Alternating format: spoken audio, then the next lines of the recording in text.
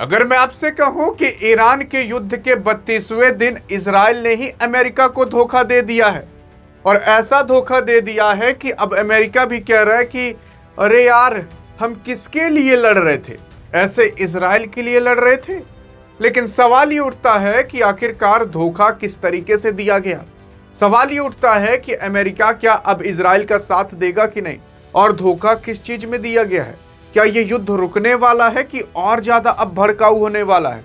हाँ, क्योंकि अगर आप देखने की कोशिश करोगे तो अभी ट्रंप के खिलाफ ट्रंप की ही जनता और अमेरिका की जनता खुद ही सड़क पर आ चुकी है। और ट्रंप की जनता कहने लगी है कि राजा बनने की कोशिश मत करो, मतलब किंग बनने की कोशिश मत करो।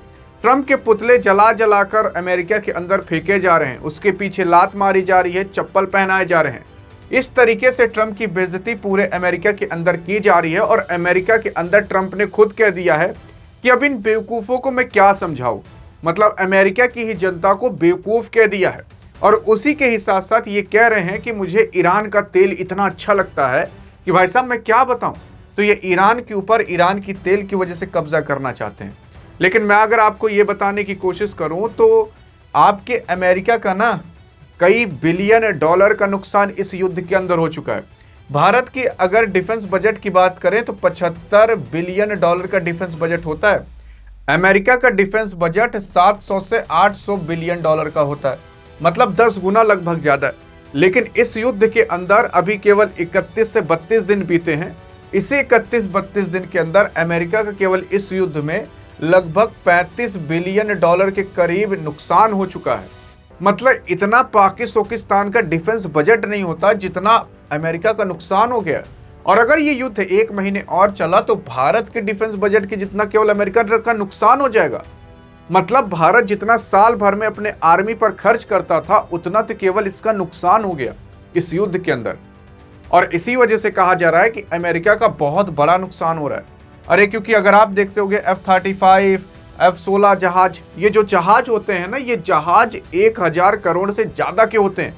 बल्कि यहां तक कि भारत जो राफेल खरीद रहा है वो भी 1000 करोड़ के ऊपर का है। और उसी के ही साथ साथ F-35 जहाज तो 1500 करोड़ 2000 करोड़ के होते हैं। और कहे जाते हैं कि F-35 जहाज को कोई रडार के अंदर नहीं पकड़ पाता। उसी F-35 जहाज को कईयों मारकर गिरा चुका है ईरान। अब ईरान कैसी टेक्नोलॉजी इस्तेमाल कर रहा है, कौन इसकी मदद कर रहा है, ये बात की बात है। लेकिन हाँ भाई साहब, इतना तो पक्का है कि अमेरिका के काफी ज्यादा F-35 जहाज गिरे हैं। अरे केवल ये B-2 बॉम्बर ना होता ना तो अमेरिका की इज्जत लूट ली गई होती और अमेरिका यहाँ पर बेइज्जत होकर भागा होता। उसी के ही साथ साथ ऐसा भी कहा जा रहा है कि जो अमेरिका की ये अब्राहिम लिंकन है, इसको भाई साहब ईरान इसके ऊपर नेक्स्ट टारगेट बनाया।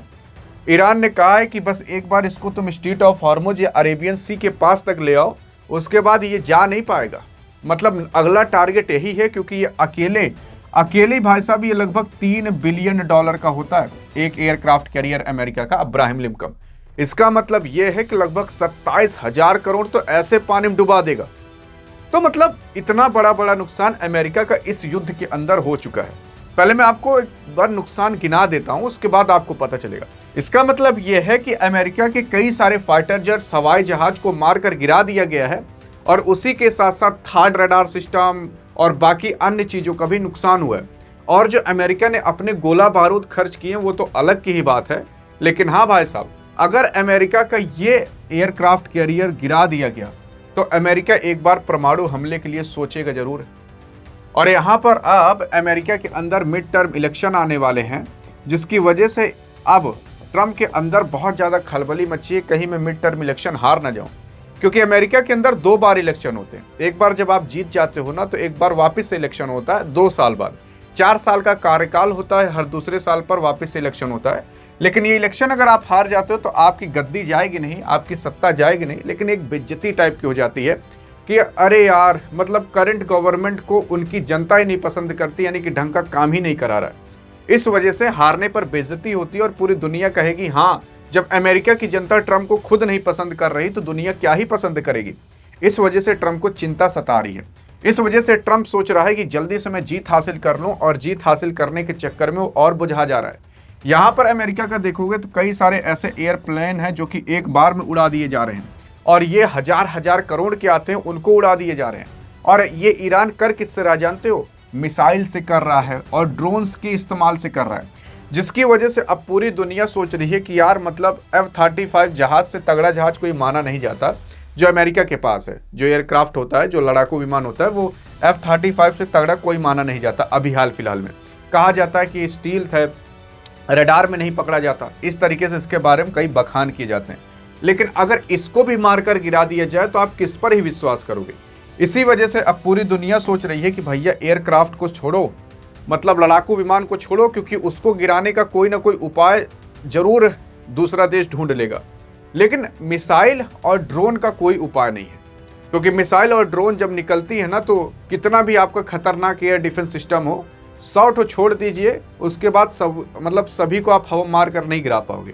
इसी वजह से कहा जाता है कि ये मिसाइल का इस्तेमाल अब पूरी दुनिया करेगी। इसी वजह से किम जोंग उंगा ज़्यादातर मिसाइल पर फोकस करता है, ना कि हवाई जहाज पर।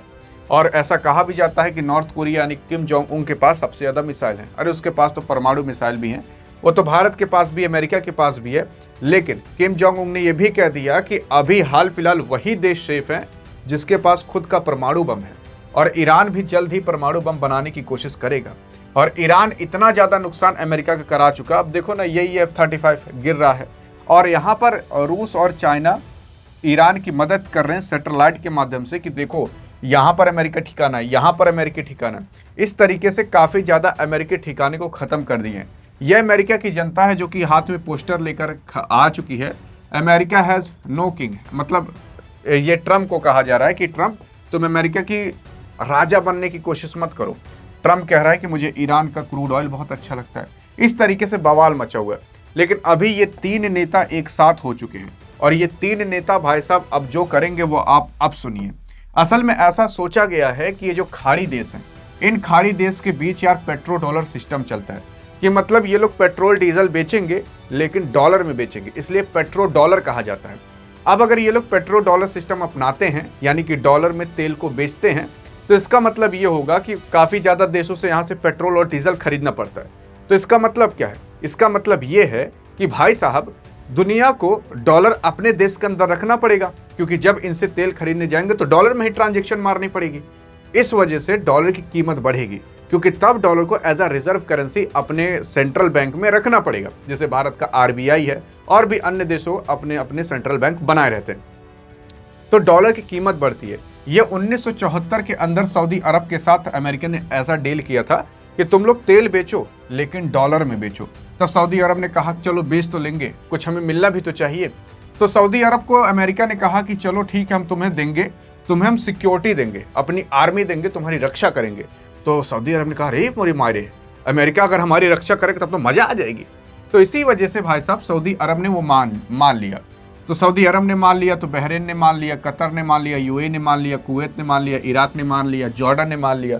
तो इन सब देशों के अंदर अमेरिका के सैन्य अड्डे थे, और सैन्य अड्डे थे तो यहाँ अमेरिका की आर्मी थी। अब ईरान ने उन्हीं सैन्य अड्डों पर हमला कर दिया।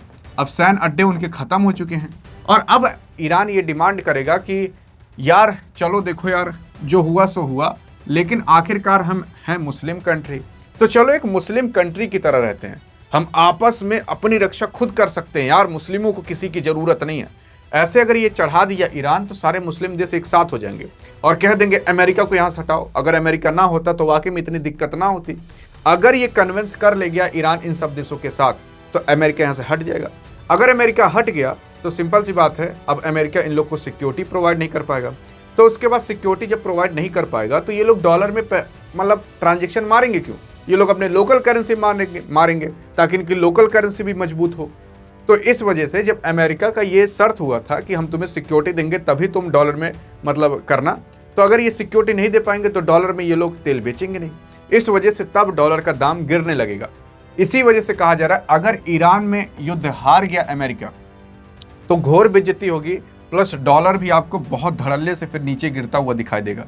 क्योंकि तब कोई दुनिया में जो देश हैं, वो देश यार तेल को खरीदने के लिए और बाकी अन्य चीज़ों को खरीदने के लिए, तब वो लोग डॉलर को इकट्ठा नहीं करेंगे, और डॉलर को इकट्ठा नहीं करेंगे तो इससे अमेरिका का दाम गिरेगा, अमेरिका के डॉलर का दाम गिरेगा, और डॉलर का दाम गिरेगा तो अमेरिका सस्ता हो जाएगा। सस्ता हो जाएगा तो पैसे कम होंगे, जीडीपी थोड़ी डाउनफॉल मार देगी, तो अमेरिका कमज़ोर पड़ जाएगा। तो मेन चीज़ ये है।